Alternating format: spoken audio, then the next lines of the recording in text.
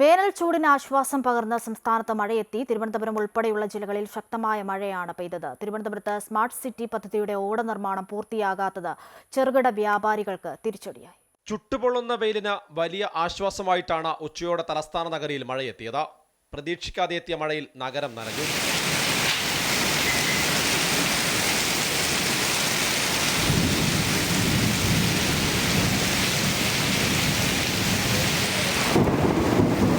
കുറച്ച് ആശ്വാസമുണ്ട്.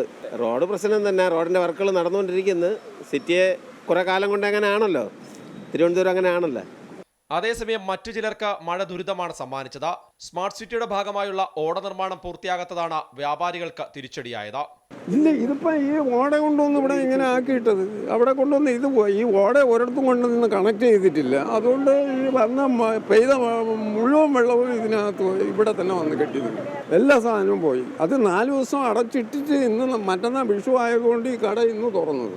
ചാക്ക ഉൾപ്പെടെയുള്ള മേഖലകളിലും വെള്ളം കയറി. അതേസമയം തിരുവനന്തപുരം, കൊല്ലം, പത്തനംതിട്ട, ആലപ്പുഴ ജില്ലകളിൽ ഇടിമിന്നലോടുകൂടിയ മിതമായ മഴയ്ക്ക് സാധ്യതയുണ്ടെന്നും 40 കിലോമീറ്റർ വേഗതയിൽ വീശിയേക്കാവുന്ന ശക്തമായ കാറ്റിനും സാധ്യതയുണ്ടെന്ന് കാലാവസ്ഥാ നിരീക്ഷണ കേന്ദ്രം അറിയിച്ചു. കോട്ടയം, ഇടുക്കി, എറണാകുളം ജില്ലകളിൽ നേരിയ മഴയ്ക്കുള്ള സാധ്യതയും കാലാവസ്ഥാ നിരീക്ഷണ കേന്ദ്രം പ്രവചിക്കുന്നുണ്ട്. അമൃത ന്യൂസ്, തിരുവനന്തപുരം.